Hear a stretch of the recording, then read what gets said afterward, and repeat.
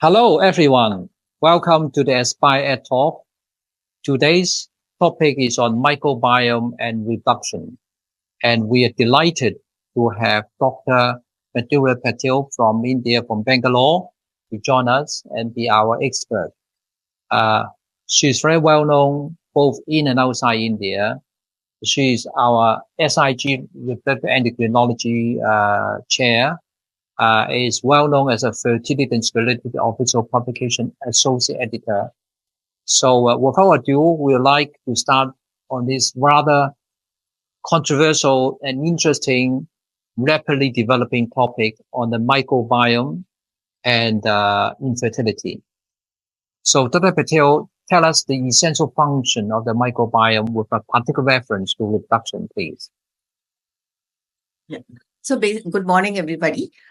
Basically, microbiome is has a distinct biophysical as well as chemical properties, and it has certain functions. And as basically, we can say that it is an autonomous organ. So it has functions it would include metabolic, where it can use nutrients by digestion of the carbohydrates. It can also produce vitamin K and folate. It acts as a barrier, and basically, especially in the gut, and it protects us against various pathogens. And we should not forget its role in immunology, because it has a direct interaction with the immune system, where it modulates the immune response to the regulatory T cells and the cytokines, and therefore it plays an important role in immune tolerance, as well as implantation of the embryos and maintenance of pregnancy, which we are really looking at.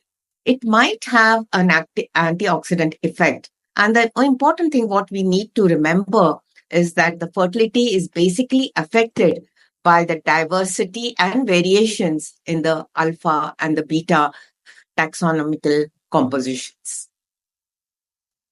Thank you so much. Now, what do you think are the impact of diet, hormone, lifestyle, such as stress and exercises, impact on the genital tract microbiome? So it's known that basically estrogens influence the glycogen deposition in the vaginal wall, and therefore increase the colonization of the vagina with lactobacillus, which basically produce lactic acid and therefore result in an acidic pH of the vagina, creating an unfavorable environment for the proliferation of the pathogenic bacteria and the less bacterial species. It's also known that these produce hydrogen peroxide, which inhibit the growth of anaerobic bacteria and enhance lactobacillus species. So during pregnancy, again, where you have high progesterone status, it has been seen that the lactobacillus increases, and there is reduction in the microbial diversity. And with this, consequently, there's less infection and lower levels of inflammation. So if you look at hypoestrogenic status, then probably there would be an abundance of greater diversity of the vaginal microbiota, promoting infection. The other factors like good personal hygiene increases the lactobacillus and decreases the pathogenic bacilli. Lifestyle factors like smoking, alcohol, and psychological stress result in dysbiosis, with increased incidence of bacterial vaginosis as well as pelvic infection. Abnormal sexual behavior can also alter the diversity of the vaginal microbiome, and this increases the risk of inflammation in the genital tract, as well as increases the incidence of sexually transmitted infection. And it has been seen that active lifestyle, which involves regular exercise and high fiber diet, basically it improves the gut barrier integrity, and it increases the production of the short-chain fatty acids, which reduce the pro-inflammatory cytokines and also downregulate the immune response. So there's a number of ways that the microbiome can interact with the environment, lifestyle, hormones, and so on to produce their beneficial or harmful effect on reproduction. Okay, that's great. Now let's talk about the microbiome of the upper and lower genital tract separately, because I think they might be somewhat different. So if you start with the lower genital tract, all right, what evidence is that the lower genital tract microbiome can affect reproduction? Yeah. So basically, most of the organisms which are present in the lower and the upper genital tract are similar, but and basically they've been grouped into clusters called as community state types, or the CSTs. And it has been seen that the CST 1, 2, 3, and 5 have the lactobacillus, of which the CST 1 is the most important because it has the most protective benefit, and it consists of lactobacillus crispatus. Whereas the CST4 basically it lacks lactobacillus, and it has high ratios of anaerobic bacteria which are there. So when there is a negative influence in the lower vagina, where the CST1, 2, 3, and 5 reduce, and the CST4 increases, there is increased incidence of infection which is seen. It has also been shown that the abnormal vaginal flora can result in poor reproductive outcome. But the quality evidence is still low because then there are not many studies which have been done, and most studies have very small number of samples which have been studied. And basically, the first studies came out where they cultured, uh, especially for the upper genital dysbiosis, they cultured the tip of the embryo transfer catheters, and they looked at the different microbiomes which were present. So it has been shown that those who have a bacterial vaginosis and undergo ART, probably they have implantation failure and increased incidence of abortion. And it has also been seen that vaginal dysbiosis is associated with the increased risk of miscarriage, premature rupture of membranes, as well as preterm births. Whereas they have shown, some studies have shown a positive effect on the ART outcome when there is high abundance of lactobacillus species in the vagina. Yeah, thank you. Well, I did come across some early study on BV bacterial vaginosis, which of course is another variant of the altered microbiome that increases the risk of miscarriage in IVF early on. So that's interesting. And I think the evidence is accumulating. But let us turn on the upper genital tract now on the microbiome. So how much evidence is there to suggest that the upper genital tract microbiome, like in the uterine cavity, alters the implantation rate and infertility? Yeah, so basically, the evidence is very low because, as I said, most of the studies have come from looking at the culturing the tips of the embryo transfer catheters. But there were certain studies which have come from the Carlos Simon group, where they have done the NGS, they've used the NGS platform to look at the endometrium in various states, that is in the pre-receptive, receptive, as well as the post-receptive forms. And they have found that, again, though the amount of microbiome is much lesser in the upper genital tract as compared to the lower genital tract, but it has a higher microbial diversity. And again, there, lactobacillus is abundant, and basically there is some proportion of Gardnerella or Streptococcus which could be present. And it has been seen that decrease in the lactobacillus basically in the cervix also has been reported. And if that is there, it is associated with the adverse ART outcome. And if the endometrium has more is dominant by non-lactobacillus communities, then again, it is associated with lower implantation rates, clinical pregnancy rates, ongoing pregnancy rates, as well as live birth rates. So basically, we are not really sure whether it really affects because, again, as I said, the number of studies which are present are quite less, and the sample size is also very small. Great. Thank you. I think you highlighted the evidence is so far preliminary. I'd like to ask you a point about the contamination issue, because in study collecting upper genital tract microbiome study, they have to go through the vagina and the cervix. How much do you think that is a problem, the possible contamination of by the lower genital tract microbiome? That is a possibility, though we are cleaning the vagina as well as the cervix. But again, still contamination can occur, and therefore that needs to be kept in mind. Right, thank you. Now, there are a lot of talks about association between gut microbiome and genital tract microbiome. What do you think the situation is? Yeah, so basically, it is known that there is a crosstalk between the gut microbiome and the vaginal microbiome. And basically, because it is thought that the vaginal microbiota has evolved through a continuous translocation of the species from the gut to the vagina, or even it's said that during the vaginal delivery, it could be transmitted from the mother to the child. It has also been seen that these organisms, once translocated into the vagina, do maintain the physiobiochemical characteristics, but the immune response, which is elicited by the metabolic byproducts, is totally different in the vagina as compared to the gut microbiome. It has also been seen that the short chain fatty acids, which are produced in the gut, basically prevent the leaky gut and therefore decrease the systemic inflammation. They have a totally different property in the vagina, wherein they result in dysbiosis and they have a pro-inflammatory effect, and therefore they can result in various gynecological disorders and also affect the reproductive outcome. This was shown because in patients who have bacterial vaginosis, there is increase in the vaginal short chain fatty acids, and there is decrease in the lactate, which was seen. Right.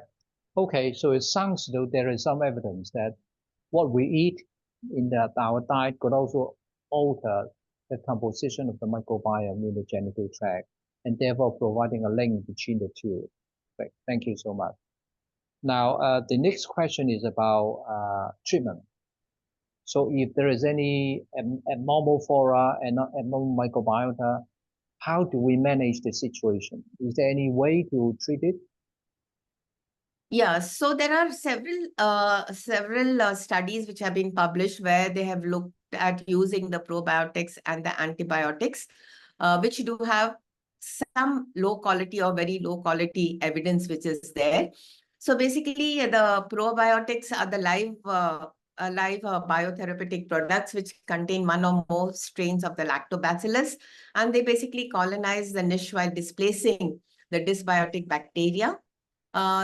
We have both oral as well as vaginal probiotics, which are commercially available. But the efficacy of these probiotics use alone is basically not proven. And therefore, basically using combination of antibiotics and probiotics probably will give more optimal results. So basically, locally used probiotics for vaginal infection are much better. But at times, it has been shown that the oral supplements also could modulate the microbiota composition of the gut and then regulate the metabolism in the female and thus impact the microbiome configuration also in the female reproductive organs. We also know that the gut microbiome can be affected by the probiotics which are given, where they have specific influence on the short chain fatty acids, and they regulate the balance between the type 1 and the type 2 helper cells. And thus, they reduce the pro-inflammatory cytokines and enhance the integrity of the uterine barrier, which has been shown. And there is also some evidence which is coming up which relates to the presence of endometriosis or PCOS, which is related to the gut microbiome. But we really do not have many studies which have shown the correlation, but some studies do show a correlation between those between the gut dysbiosis and the various gynecological disorders.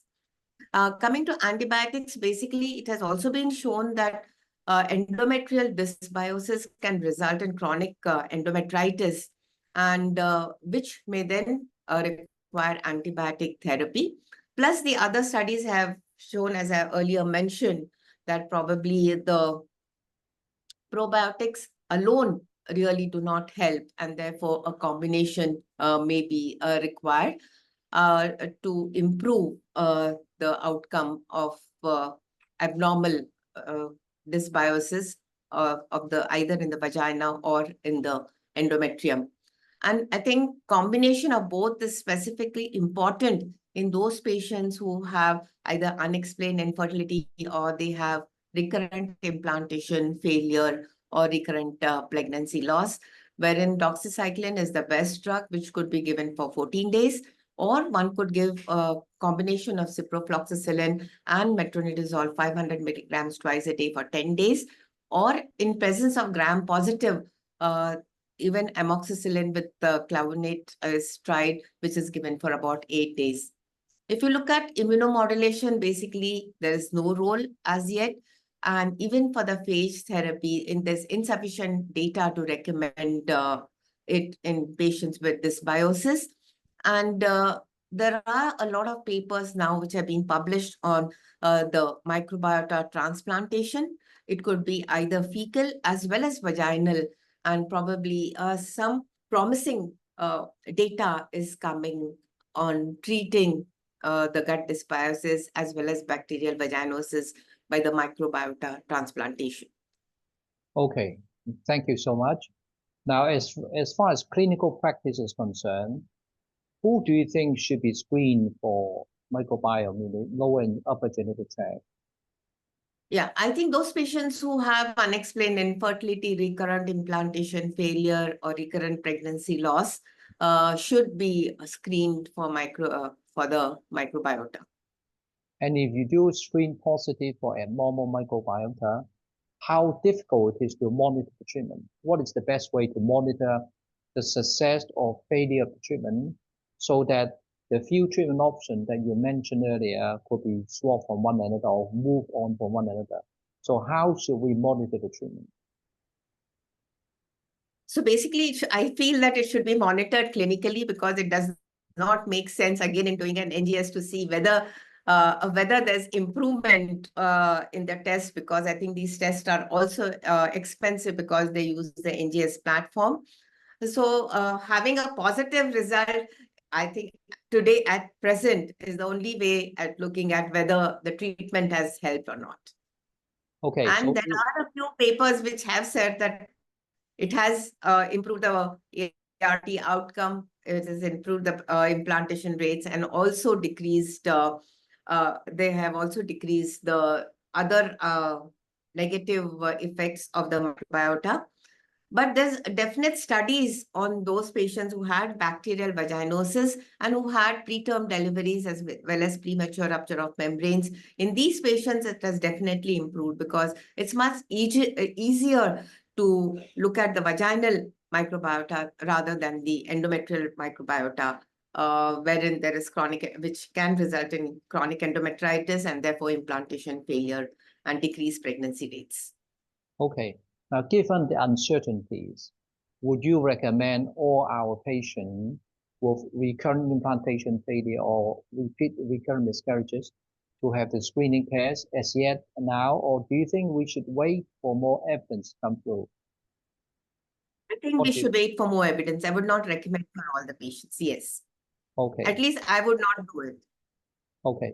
Well, what it means is therefore we consider this as a somewhat preliminary evidence that it's an Yes. area of future interest, but maybe we should focus more effort on research rather than considering this microbiome investigation as part of routine clinical practice, just as said. Is it correct? Am I understanding it's correct?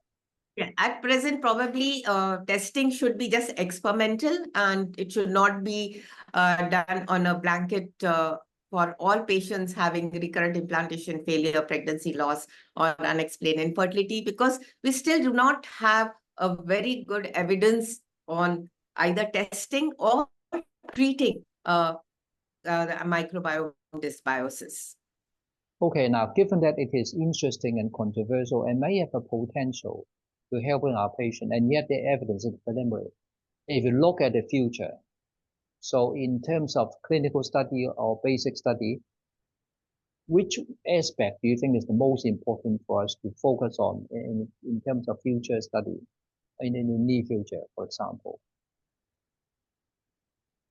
I think it should be both vaginal as well as endometrial microbiome. We should look at both of them.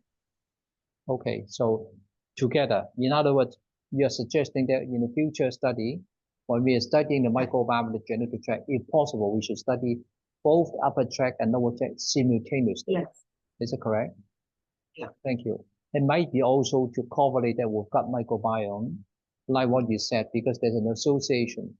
So we should take opportunity to study microbiome in the gut, upper tract and lower tract all at the same time and correlate it to the clinical outcome and perhaps to the impact of any treatment. Yeah. Great. I think that's a very interesting talk, and it highlighted many of the uncertainties, but also the potential of this particular subject, microbiome of the upper and genital tract. I think we are interested because there are so many patients who are unexplained failure, and there's so many preliminary evidence suggesting it will. But I think you highlighted the pitfall of the current evidence, the uncertainty of the evidence, and also where we should go. So I like to thank you so much for your time and for giving us the information and updated information on this subject. Thank you very much once again, Dr. Patel. Thank you for the opportunity. Thank you. Thank you.